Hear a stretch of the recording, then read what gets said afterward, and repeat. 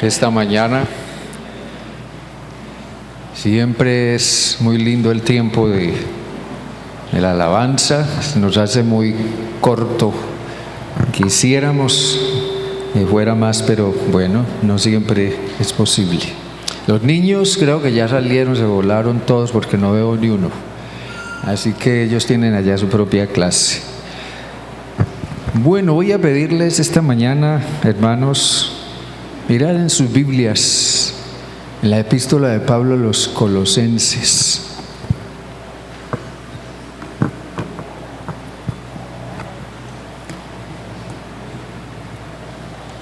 Epístola a los Colosenses.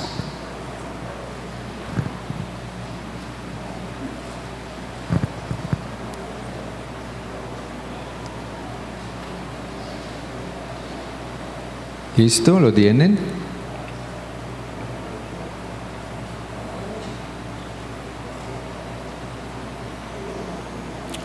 Colosenses capítulo 2,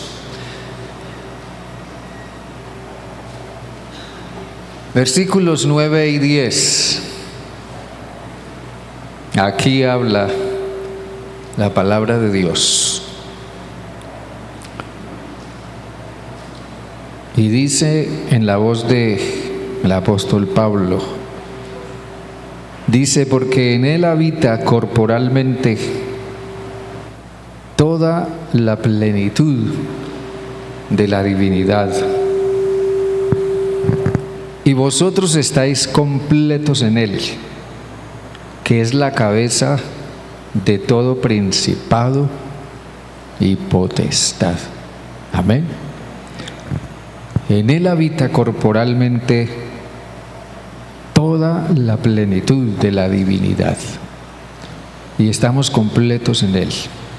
Dios bueno, esta mañana estamos aquí frente a tu palabra, en este tiempo tan especial, Dios, de encuentro contigo. Yo sé que ninguno de los que estamos aquí hoy, en absoluto, estamos aquí en vano. Tú nos trajiste, tú nos encaminaste a venir acá hoy, Señor Dios. Todos tenemos una necesidad, andamos en una búsqueda. Siempre, Dios, necesitamos de tu palabra, que nos alimente, que nos restaure, que nos renueve. Háblanos en esta mañana. Pero ayúdanos, Señor, a ser hombres y mujeres que respondamos a tu palabra cada día y crezcamos, y realmente, Señor, seamos más semejantes a Jesús. Que tu palabra hoy, Dios, haga en nosotros lo que tú quieres y que no vuelva a ti vacía, te lo ruego, en el nombre de Jesús. Amén. Esta mañana quiero enfocarme en los capítulos 2 y 3 de Colosenses. Claro, en una forma muy global, diría yo, pero vamos a sacar algo muy concreto. Capítulos 2 y 3, y en su momento vamos a mirar otros versículos de estos dos capítulos. Pero ante todo, déjenme decirles que de las veces que son en cierta forma frecuentes, de las veces que Pablo nos abre el corazón, a mí me encanta cuando Pablo abre su corazón y podemos ver qué es lo que hay en él, qué es lo que hay dentro de él, en su mente, en su ser más profundo. De las veces que Pablo abre su corazón, él dice en el versículo 1, le dice a la iglesia: yo quiero que ustedes sepan la grande lucha que tengo por ustedes y por los que están en la Odisea. ¿Por qué Pablo luchaba tanto?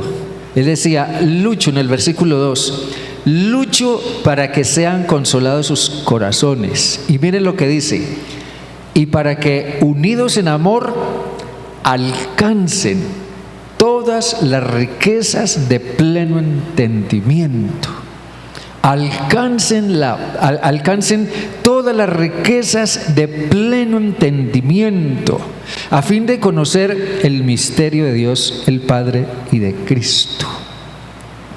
Y parece que Pablo verdaderamente había experimentado o en él se hacía más profundo en realidad esa bendición de Dios que él había experimentado cuando conoció a Cristo, cuando tuvo su encuentro con Cristo, y cómo todas esas riquezas de la gracia de Dios vinieron a ser reales en él. Y ahora él quiere compartir eso con la iglesia. Él quiere compartir eso con todos los que estén dispuestos también a darle lugar a todas esas riquezas de pleno entendimiento en Cristo Jesús. Pablo parece que quiere comunicar eso de una manera apasionada. Todos nosotros buscamos ser felices y sentirnos bien con la vida, es algo muy natural. Queremos sentirnos bien con nosotros mismos, queremos sentirnos bien con Dios, queremos sentirnos bien con nuestra conciencia, queremos vernos realizados. Nosotros pertenecemos a una cultura que anhela verse realizada, que aboga mucho, que enfatiza mucho la realización personal. Y eso está bien, y porque eso es natural en el ser humano. Pero más allá de eso, eso indica que todos nosotros buscamos en alguna manera la plenitud. Buscamos la plenitud. O sea, buscamos una vida plena, una vida satisfactoria, una vida llena. En realidad, el ser humano está hecho para eso, está hecho para la plenitud. Y la búsqueda de la plenitud es una historia tan antigua como la humanidad misma. Nosotros comenzamos a vislumbrarla en la experiencia de los primeros seres humanos, de cómo ellos en su momento escucharon una voz, le prestaron atención a una voz que no era la voz de Dios, a una voz que les dijo: ustedes nunca van a morir, a una voz que les dijo: ustedes van a ser como Dios, a una voz que les dijo: ustedes van a tener todo el conocimiento y todo el poder en su mano. Y aquellos primeros seres humanos le prestaron atención a esa voz, y al creer en lo que les dijeron, al final su vida colapsó y todo se vino abajo, porque las cosas no resultaron ser como se les había dicho.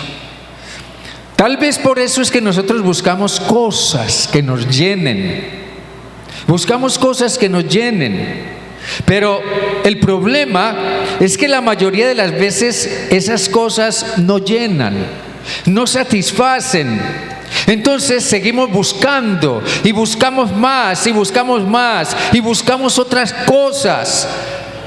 Y muchas veces nos vemos después tan metidos en problemas tan grandes porque nos dedicamos a buscar cosas y de pronto nos encontramos con que resultamos buscando las cosas equivocadas.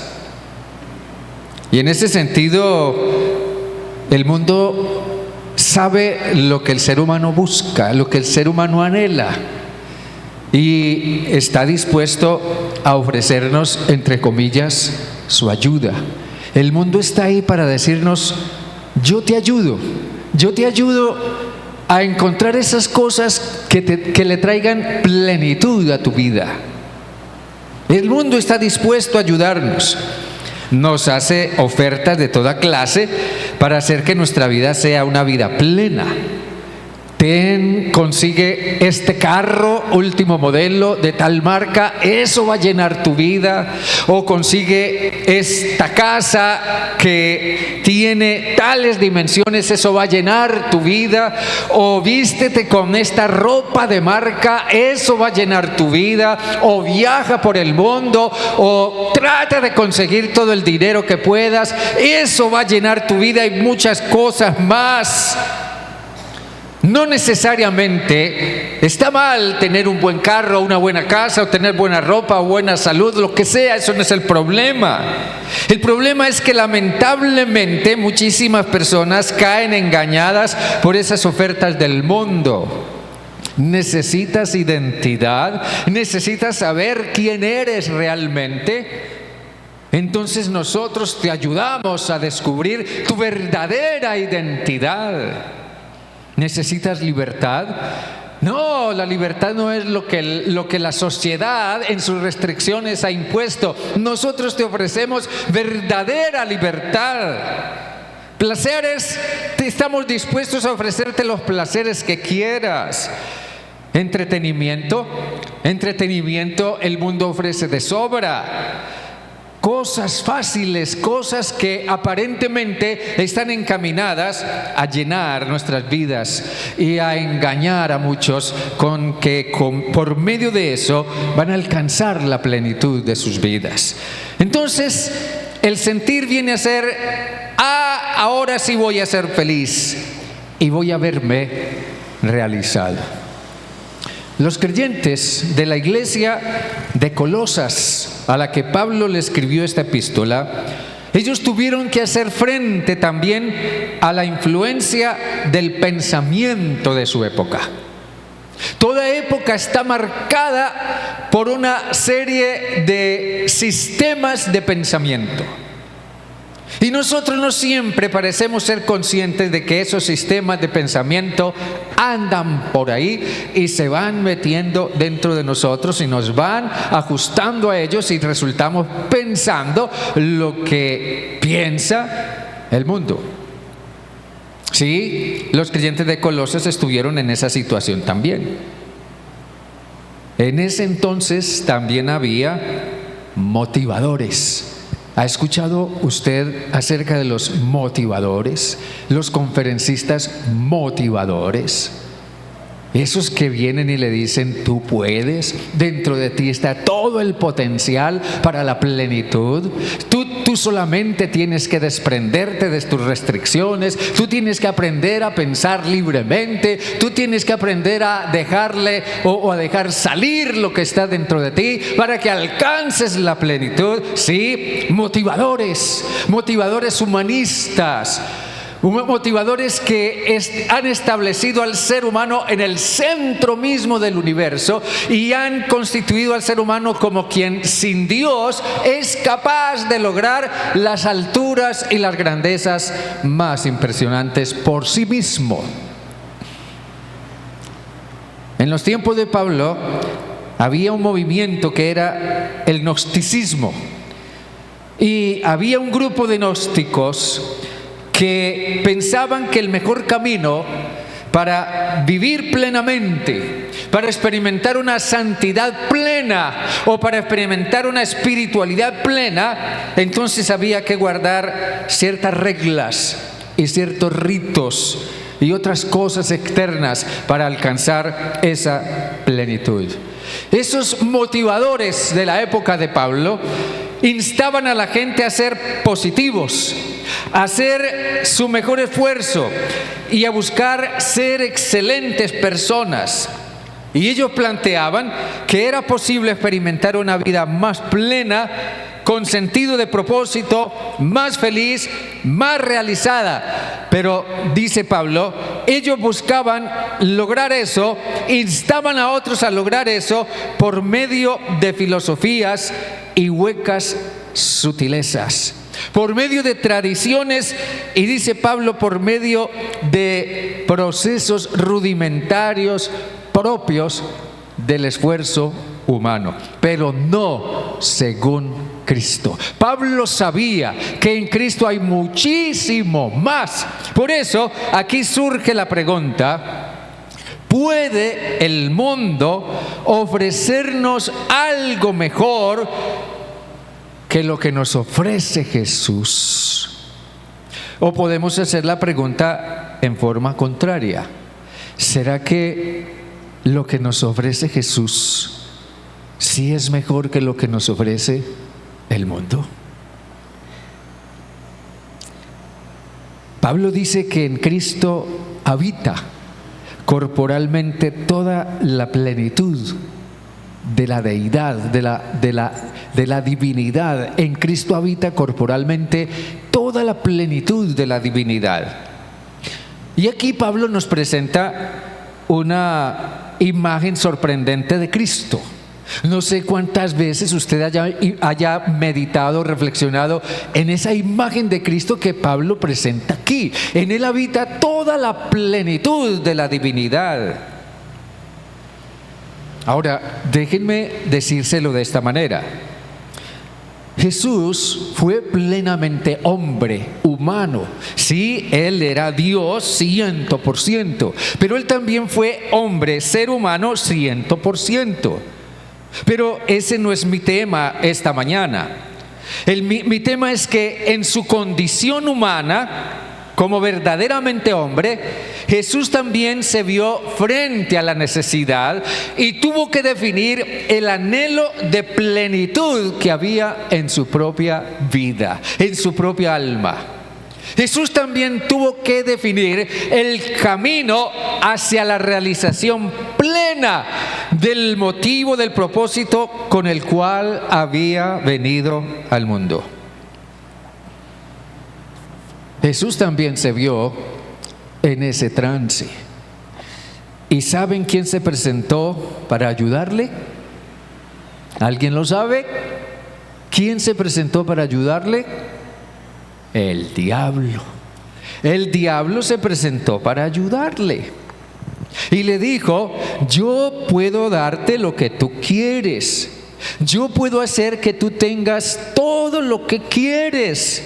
Yo puedo hacer, si tú renuncias a tu confianza en Dios, yo puedo hacer que tú seas alguien muy grande y famoso. Yo puedo hacer que tú tengas todos los reinos de la tierra, todo el poder, el poder sobre la tierra, si solamente te postras delante de mí y me adoras. Yo puedo hacer de ti alguien que tú ni te imaginas, solamente si me haces caso, solamente si me crees.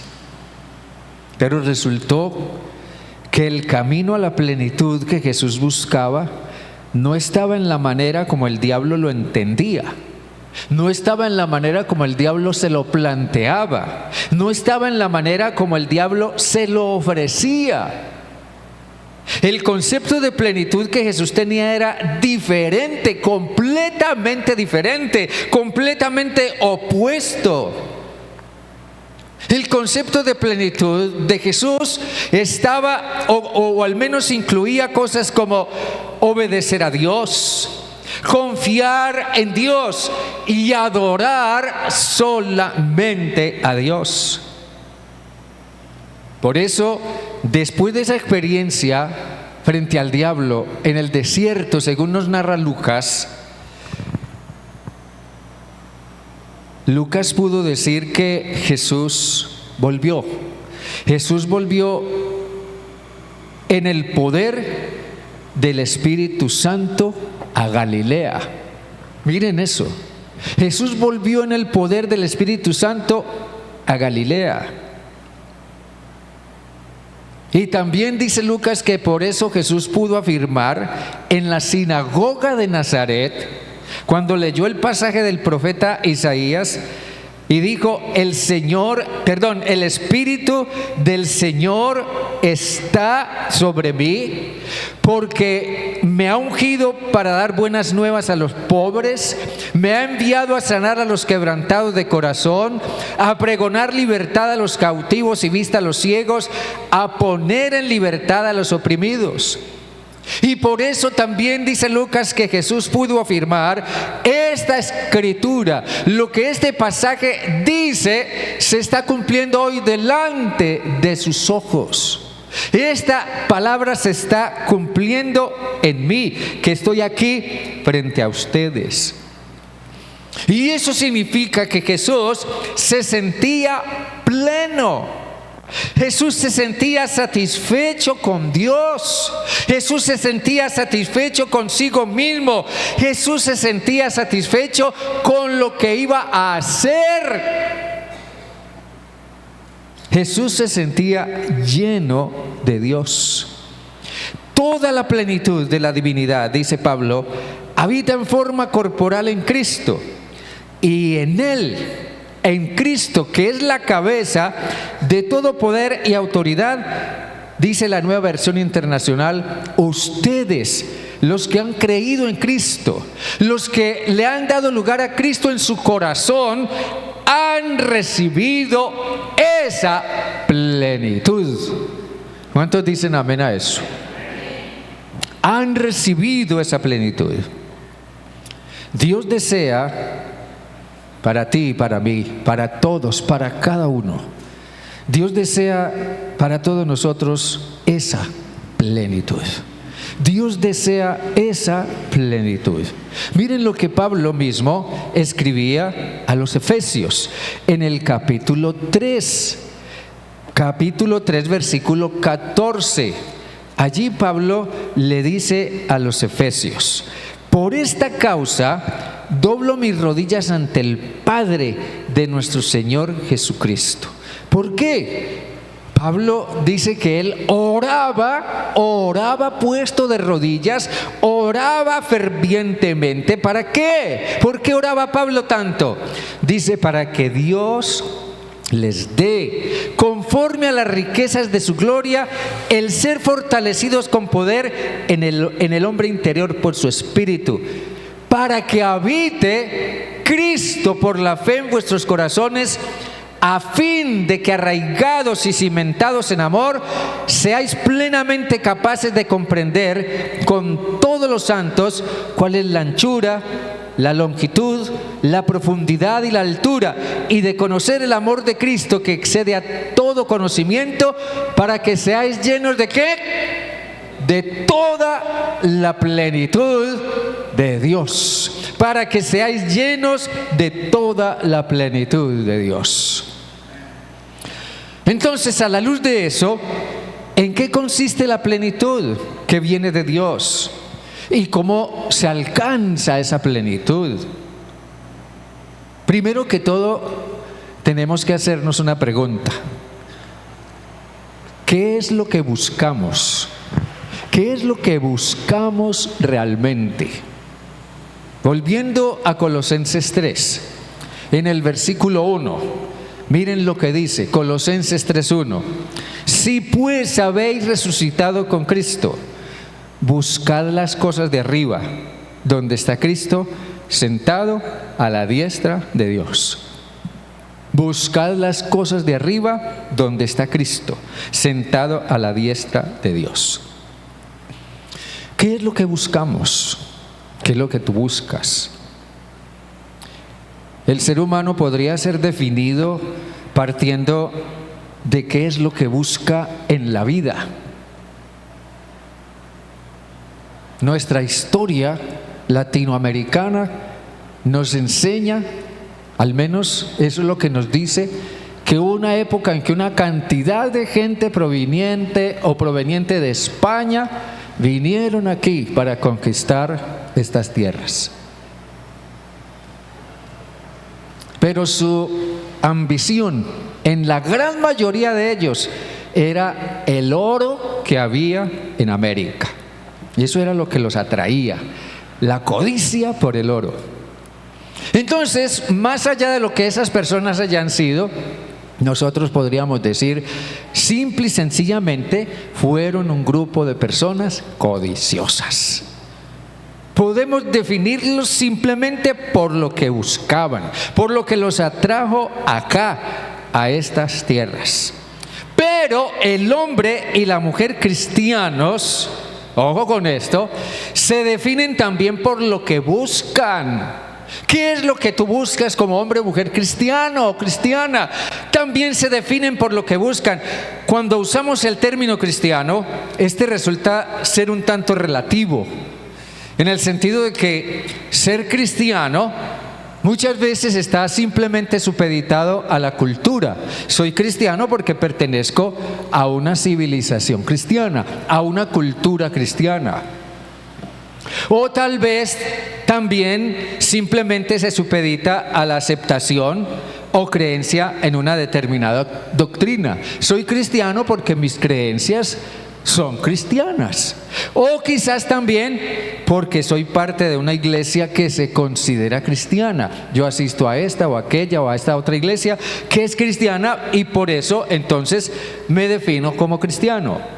Pero les diré esto, Pablo nos encamina a definir el ser cristiano a partir de una realidad que trasciende todo esto, que va más allá de todo esto.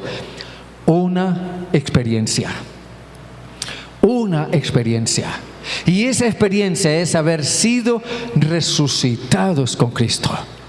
Haber sido resucitados con Cristo. Déjenme decírselo de esta manera. Cuando Cristo murió, si nosotros sabemos y conocemos que realmente Cristo murió en una cruz, cuando Cristo murió, nosotros morimos en Él, en la cruz. Y eso es lo más profundo del hecho de la cruz, el que nosotros morimos en Cristo. Fuimos con Él a la cruz. Pero cuando Jesús resucitó, nosotros resucitamos en Él. Y eso le añade más profundidad a nuestra relación con Cristo, a nuestra fe en Cristo. Cuando Jesús resucitó, resucitamos en Él. Pero cuando lo recibimos, yo sé que una persona llega a ser cristiana cuando recibe a Cristo en su corazón. Cuando le decimos: Jesús, sálvame, porque yo no me puedo salvar a mí mismo. Soy un pecador y mis pecados me condenan, pero yo sé que tú moriste por mí, yo te acepto como mi Salvador.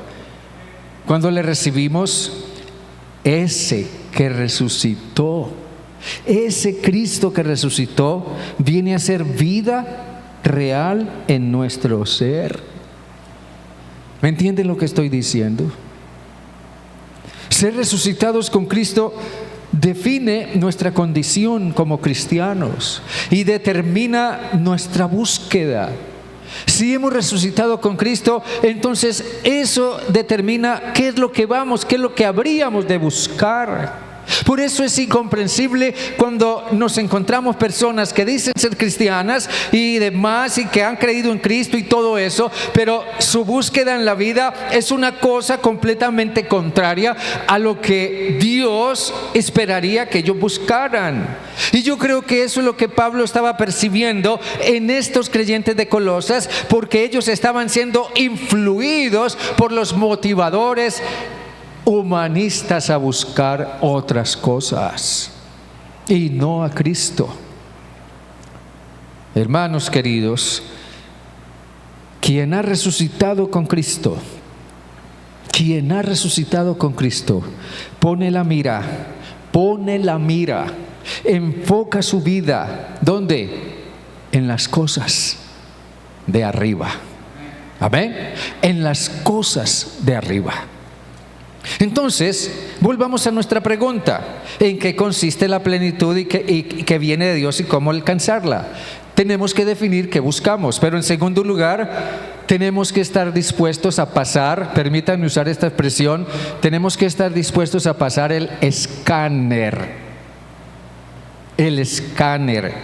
Aquí dice los versículos 5 al 8: haced morir pues lo terrenal en vosotros: fornicación, impureza, pasiones desordenadas, malos deseos y avaricia, que es idolatría. Por estas cosas la ira de Dios viene sobre los hijos de desobediencia, en las cuales vosotros también anduvisteis en otro tiempo cuando vivíais en ellas. Pero ahora dejad también vosotros todas estas cosas: ira, enojo, malicia, blasfemia, palabras deshonestas de vuestra boca.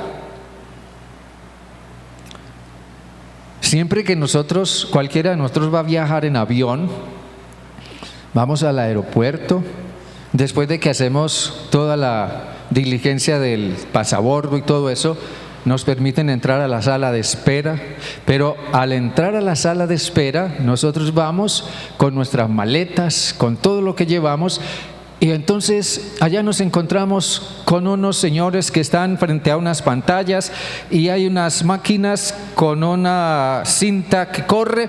Nosotros ponemos nuestra maleta ahí y esa maleta se mete por un pequeño túnel. Allá al frente de ese túnel hay un señor mirando una pantalla y en esa pantalla se ve todo lo que usted lleva en su maleta. Todo lo que usted lleva en su maleta. Lo que usted hubiera querido que nadie viera, ahí se ve. Lo que usted hubiera querido esconder, ocultar, ahí se ve. Lo que usted hubiera querido pasar disimuladamente, ahí se ve. Y muchas veces he sido testigo de cómo alguien pasa su maleta, entonces de pronto un vigilante le dice: señor, señora, venga por favor, y lo llevan a un lado y le dicen: mire, usted lleva en su maleta esto y esto otro y esto otro, por favor acompáñenos y venga, abramos su maleta. Usted no puede pasar con todas esas cosas que están prohibidas en su maleta.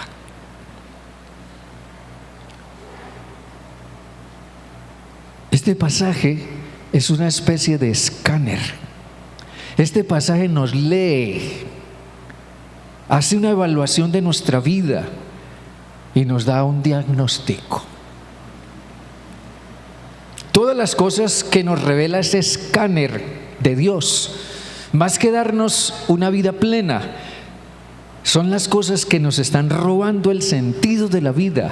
Son las cosas que nos están robando la verdadera realización de la vida. Son las cosas que nos están robando la verdadera plenitud de la vida.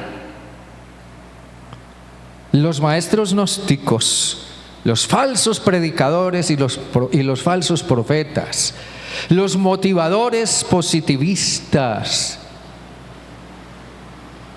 y otros, ellos no le dan ninguna importancia a los pecados en tu vida.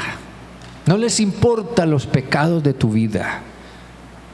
Pero miren ustedes que Pablo, bajo la inspiración del Espíritu Santo, dice que la verdadera plenitud de la vida está en ser libres, llegar a ser libres de la carga de nuestros pecados. Yo les digo esto, hermanos, hermanas. Nadie, absolutamente nadie puede decir, y su conciencia se lo hace ver, sus propios sentimientos y el vacío en su vida se lo hacen ver. En lo más íntimo de su corazón lo saben, que es imposible vivir una vida plena y con sentido y con propósito, sentir alegría y realización, llevando una vida de fornicación, de inmoralidad, de pasiones desordenadas, o llevado por sus malos deseos, o siendo esclavos de las debilidades de su carácter. Para experimentar una vida plena, tenemos que comenzar por ahí. Tenemos que comenzar por ver lo que nos muestra el escáner de la palabra de Dios, qué es lo que aparece en esa pantalla, con lo cual yo no puedo continuar cargando en la vida. Todo debiera comenzar por ahí. Y si hemos de seguir preguntándonos en qué consiste la plenitud que viene de Dios y cómo alcanzarla, entonces, a la luz de esto que hemos dicho, tenemos que pensar en decisiones trascendentales.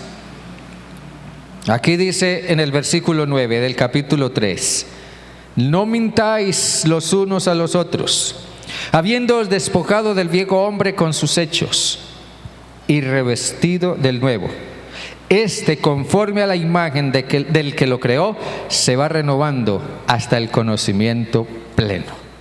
Dice aquí Pablo: despojados y revestidos, despojados y revestidos. Eso es un concepto muy importante en lo que Pablo está diciendo acá. Habiéndoos despojado del viejo hombre con sus hechos. Pablo dice, dejen de mentirse unos a otros. La Nueva Versión Internacional dice, ahora que se han quitado el ropaje de la vieja naturaleza con sus vicios. Ahora que se han dado a conocer como son, dejen de mentirse unos a otros. Se supone que hemos cambiado cuando hemos creído en Cristo, cuando nos hemos arrepentido. Pero si nosotros miramos ese escáner de la palabra de Dios, muchas veces tendremos que admitir que en nuestra vida hemos mantenido, consentido cosas que dicen todo lo contrario de que hemos cambiado. Y nuestra falta de plenitud se origina allí, en ese punto, en que no desarraigamos completamente lo que hemos sido, ni nos hemos esforzado en revestirnos del nuevo hombre. Y revestirnos de ese nuevo hombre, ese nuevo ser, de esa nueva criatura que somos en Cristo, es la decisión real de ser diferentes. Porque ese nuevo hombre es la plenitud de Dios en nosotros. No mintáis los unos a los otros. O sea, dejen de vivir una mentira, le dice Pablo a los colosenses. Dejen de vivir una mentira. No aparenten vivir una vida plena y realizada cuando en realidad son esclavos del pecado y de sus consecuencias. ¿Se ha puesto usted a pensar lo que indica hacer una decisión de fe? Entre nosotros los cristianos evangélicos es muy común ese concepto, esa idea de hacer decisión de fe. Hubo un tiempo en que, o al menos muchos de nosotros, escuchamos del Evangelio en medio de una multitud que un día fue convocada a escuchar una predicación a un predicador, y fuimos, y ese predicador nos hizo una presentación del Evangelio y después nos llamó a aceptar a Cristo como Salvador. Y entonces veíamos mucha gente viniendo adelante. O tal vez nosotros hicimos decisión de fe en una conversación persona a persona, en la mesa de un comedor o en una cafetería, o tal vez en una cama de hospital cuando estábamos gravemente enfermos. Alguien vino y nos habló de Cristo y ahí hicimos decisión de fe. No sé, pero yo les diré esto: decisión de fe es ver a una persona venir a Cristo, sea cual sea el lugar o las circunstancias. Decisión de fe es ver a una persona venir a Cristo. Y cuando nosotros vemos a una persona siendo decisión de fe, entonces lo menos que podemos pensar es: miren, ahí está un hombre o una mujer que está reconociendo sus pecados. Allí está un hombre o una mujer que está reconociendo que no se puede salvar a sí misma y que tiene que dejar de autojustificarse. Miren, ahí está un hombre o una mujer que está dispuesto a comenzar a cambiar radicalmente su manera de vivir, dejando una vida pasada atrás y comenzando una vida nueva. Eso es lo que nos indica cuando una persona hace decisión de fe. Tal vez nosotros no tenemos por qué andar mostrándole la radiografía de nuestra alma a todo el mundo o a todos los hermanos en la iglesia, no, pero sí demostrar ser diferentes delante de Dios. Por tanto, tenemos que comenzar a tirar cosas. Tenemos que comenzar a tirar cosas que no van con nuestra decisión de fe. Realmente tiene que llegar un momento en que podamos decir: caramba, cuando miro hacia atrás, yo veo verdaderamente cambiado. Tal vez no soy perfecto todavía, pero he cambiado. Y ustedes no saben cuánto he cambiado. Solamente nosotros mismos sabemos cuánto hemos cambiado y otros se darán cuenta de lo que ha pasado dentro de nosotros.